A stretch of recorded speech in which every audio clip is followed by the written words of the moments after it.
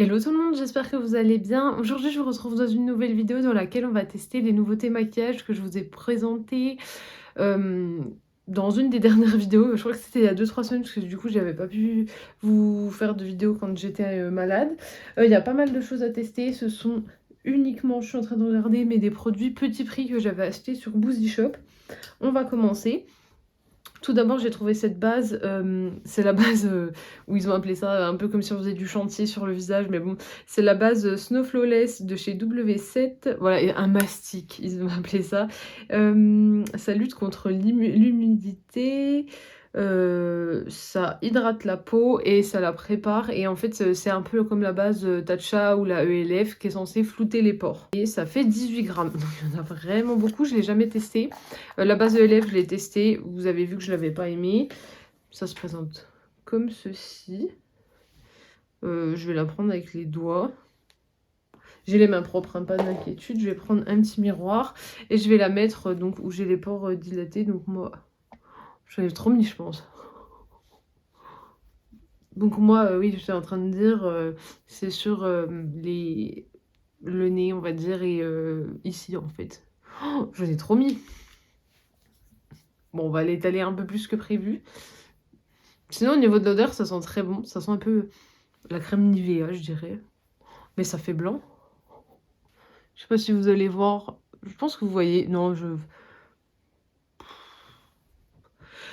ai marre de ces produits. Pour moi, il n'y a que la base NYX qui marche réellement sur ce qui est de flouter les pores de la peau. Là, bof. Bah non.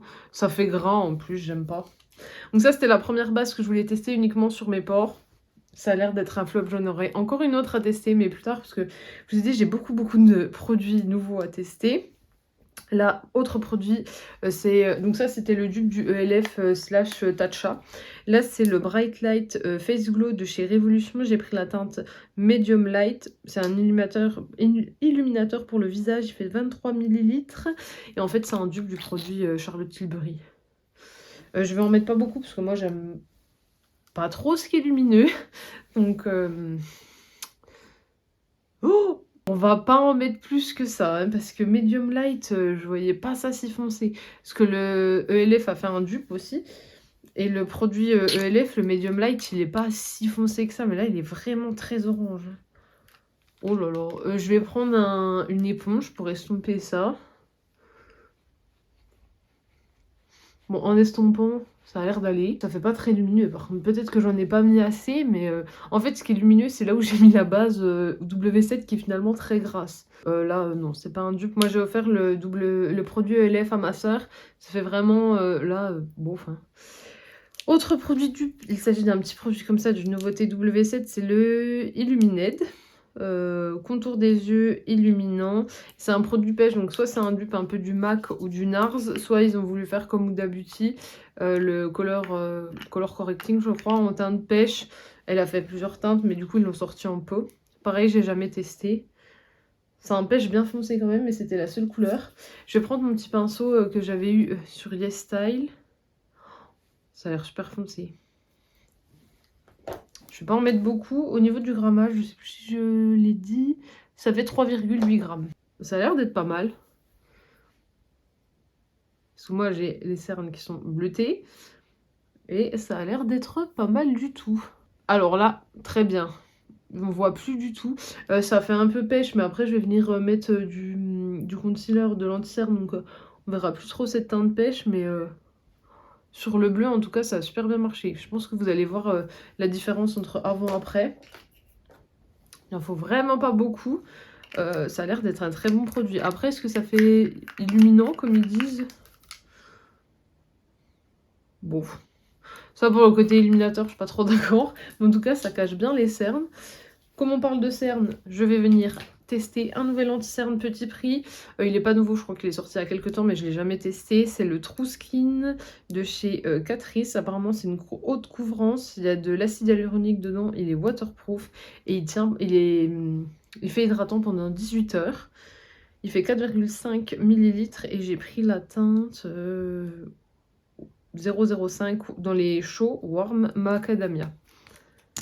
Au niveau de l'applicateur, c'est un applicateur en gouttes mais plat. Donc celui-là, j'ai jamais testé. L'applicateur, il a l'air pas mal. Si... Mais le lenterne est un peu épais. J'aime pas la base, là. Le produit Révolution, je vous le dis déjà, j'aime pas. Lenterne, je vais le laisser un peu poser.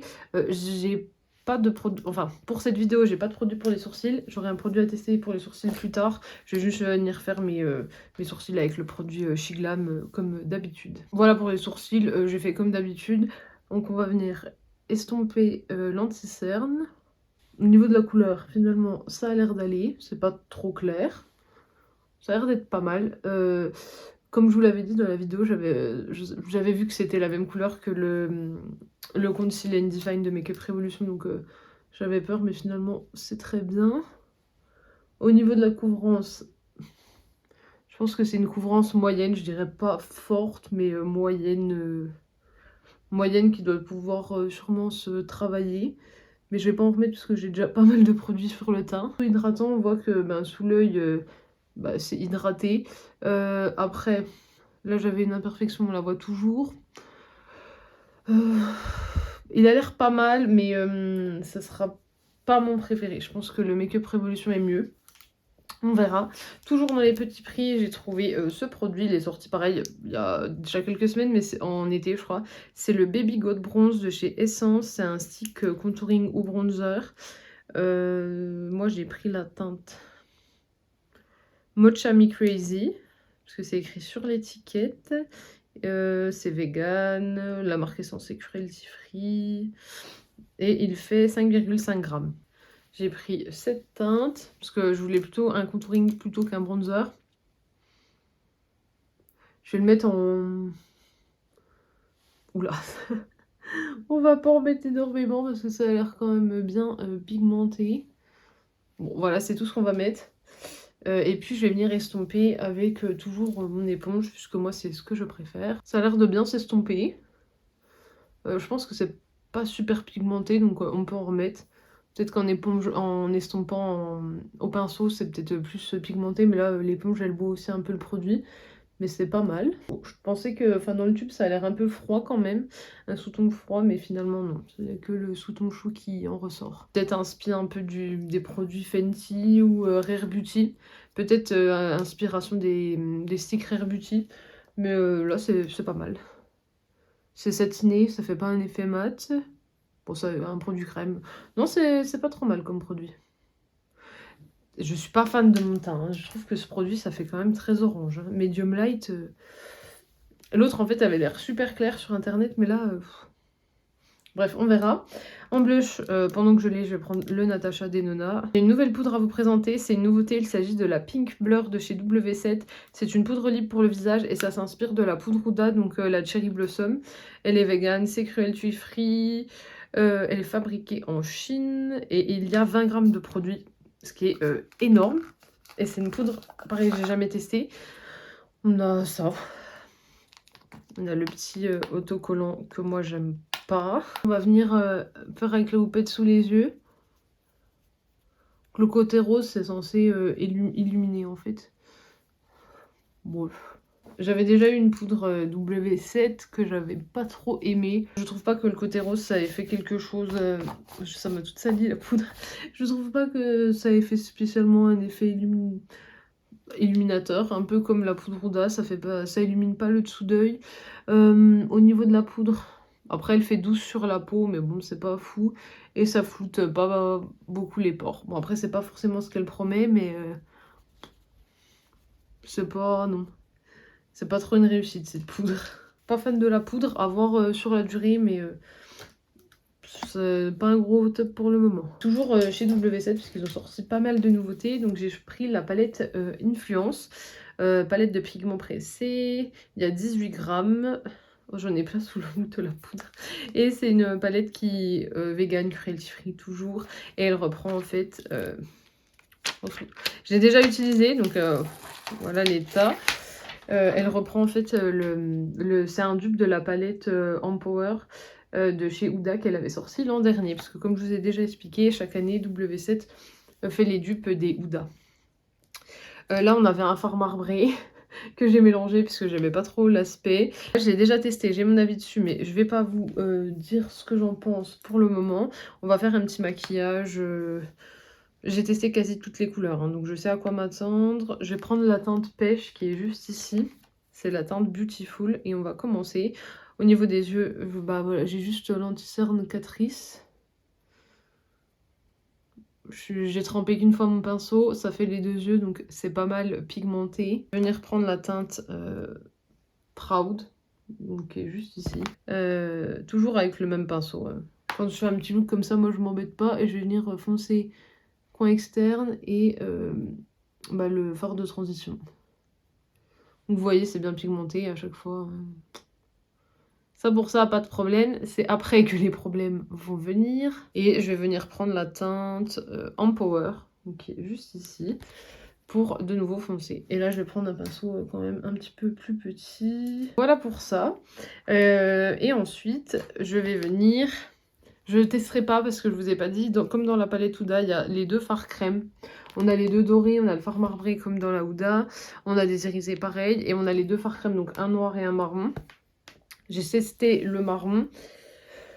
C'est une catastrophe. En 1 heure, tout le fard avait crisé. C'était tout parti dans le creux. C'était vraiment une horreur. Donc les fards crème, je ne les retesterai plus. Ça, c'est mort. Le fard qui était marbré, pareil, il a tout fait criser. Je pense qu'en fait, ils sont trop gras. Et moi, avec ma paupière, ça doit pas matcher.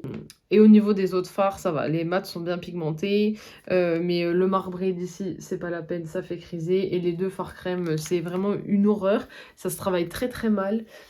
Donc j'ai pas voulu vous montrer ça parce que après je dois sortir, donc j'ai pas envie d'avoir un maquillage trop moche, mais je vous les conseille pas, hein. Ils sont... C'est vraiment, c'est des fards de mauvaise qualité. Pour le coup, j'ai pas testé ceux de la Huda, mais ceux-là je vous conseille pas du tout. Je vais prendre un petit pinceau de la teinte, une que j'ai jamais testée, la Leader, qui est juste ici. Ouf, c'est très crémeux. C'est crémeux, mais c'est, on dirait des paillettes un peu. Ouh. Ça chute, il réfléchit bien, c'est un beau fard irisé, il réfléchit bien à la lumière, mais ils sont épais, comme vous voyez ça fait des scratchs, on le sent sur la paupière, je vous l'ai déjà dit ça plusieurs fois. Et je vais prendre la teinte Monet, donc Moni, que j'ai déjà utilisé pas mal de fois avec l'arrière du pinceau.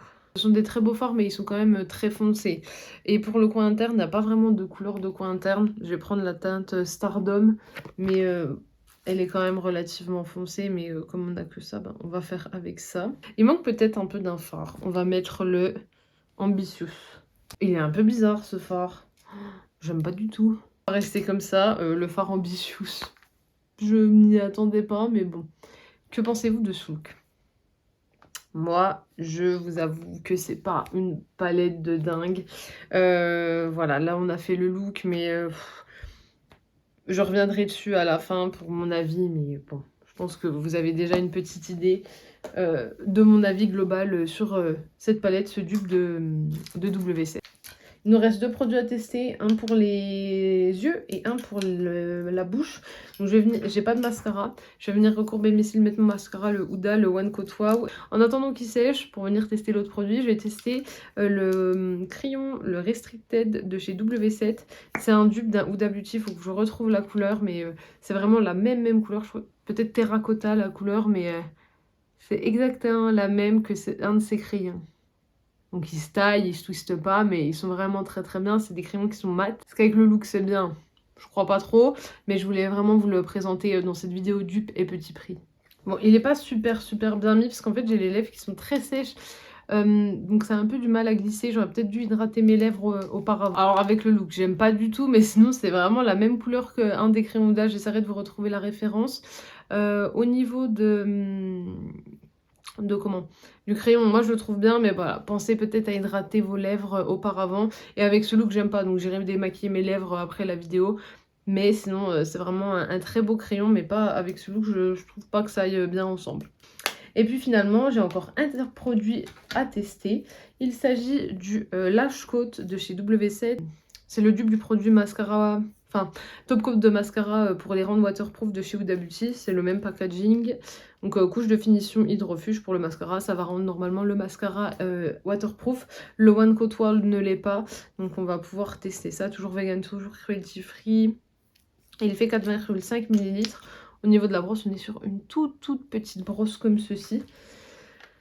Celui-là, je l'ai jamais testé, donc je pourrais pas vous dire s'il fonctionne ou pas. Je vous ferai une petite annotation parce que je pourrais pas venir vous revoir parce que je serai pas chez moi pour faire la conclusion, pour vous faire un petit update. Le petit pinceau, c'est pas du plus pratique pour utiliser, pour mettre le produit. De toute façon, je vais faire le test. Hein. Si ça rend le mascara waterproof, je vais vite m'en rendre compte quand je me démaquillerai juste à l'eau ce soir. Mais je vous ferai un petit update, je vous mettrai une petite annotation.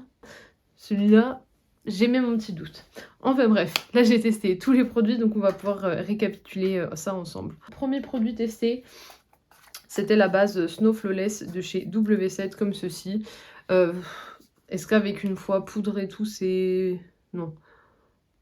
Non, ça floute pas les pores. Moi, j'aime pas cette base. Elle hydrate bien. Mais après, c'était pas son but premier. Donc moi, je vous la conseille pas. Je la retesterai, mais c'est pas fameux. L'autre base, la Bright Light de chez Révolution. Moi, j'ai utilisé comme base. J'aurais peut-être dû en mettre un peu plus, mais j'avais peur de la couleur. Comme vous voyez, je suis quand même pas mal orange. Donc voilà. Et puis, on peut se faire un petit swatch. Ça fait pas très lumineux, en fait. Il n'y a pas ces reflets qu'on trouve dans le produit Charlotte Tilbury ou ALF. Est-ce que vous allez voir quand j'estompe sur ma main? Voilà, en fait, ça fait juste un fond de teint un peu orange. Mais on n'a pas ce côté illuminateur. On n'a pas un peu de micro-paillettes ou de nacre qui font ressortir. Là, on dirait juste un fond de teint trop foncé. Donc, je vous le conseille pas non plus. Produit correcteur de W7, par contre, le pêche, je vous le conseille. Il est top. Il faut pas avoir la carnation trop claire par contre parce qu'il n'y a qu'une teinte de disponible. Moi avec l'anti-cerne après on voit plus le côté pêche, mais attention. Et il faut en mettre vraiment très peu, mais ça a l'air d'être un super produit. Le concealer Catrice, il a l'air très bien. Pour moi c'est pas une forte couvrance, c'est une moyenne couvrance, mais ça a l'air vraiment pas mal. J'ai le dessous de l'œil hydraté, là je le sens, alors que d'habitude quand je poudre, en plus je poudre jamais normalement à la houppette, enfin plus du tout en hiver, puisque sinon ça fait vite, ça fait trop sec sous les yeux, là pas du tout. Là même en poudrant avec la poudre, j'ai pas cette sensation, donc pour les côtés hydratants, je pense qu'il va être très bien. Le bronzer contouring de chez Essence, il s'estompe bien, il se travaille bien, bien pigmenté, ça fait un bon rendu, ça je vous le conseille. La poudre Pink Blur, bah alors déjà, ça floute pas, donc ça c'est non. Et le côté rose, ça fait pas illuminant pour autant, donc sur le papier c'était un bon dupe, mais pour le coup ça l'est vraiment pas. La palette, autant je crois que c'est la Roar, qui est le dupe de la Naughty, elle est très bien. La Atlantis, qui est le dupe de la Rose Quartz, elle est pas mal non plus, mais alors autant celle-là... Non, celle-là je vous la conseille pas. Les fards mat sont bien pigmentés, mais après les fards irisés, non, c'est pas fameux. Et puis les deux fards crème, on peut pas les utiliser parce que ça crise en 30 minutes, 1 heure. Et le fard qui a été marbré, pareil, il fait tout criser. Donc après, vous avez un maquillage qui ressemble à rien pendant toute une journée. Donc celle-là, je vous la conseille pas, je suis pas fan. Le crayon, j'aime beaucoup la couleur, c'est la même couleur qu'un des Huda. Après, pensez à hydrater vos lèvres, moi je l'avais pas fait. Et là, c'est vrai que ça fait bizarre, je l'ai mal appliqué. De toute façon, je vais venir l'enlever là parce que ça va vraiment pas avec les yeux. Et le produit Lash Coat, je vous fais une petite annotation ici pour voir si ça a bien rendu le mascara waterproof ou pas. J'ai mis un petit doute. Parce que déjà, ça met beaucoup de temps à sécher, donc un petit doute sur ça. Après, la brosse, c'est plutôt pratique. Là, je vois que j'en ai mis parce que c'est humide. Mais ça transfère un peu le mascara, donc je vous conseille vraiment l'anti-cerne et le produit pêche qui sont vraiment top. Pour le reste, je pense que vous pouvez passer votre chemin et trouver de meilleurs dupes. J'espère que cette vidéo vous aura plu, donc n'hésitez pas à la liker, la commenter, la partager et bien sûr pensez à vous abonner parce que ça me fera toujours plaisir.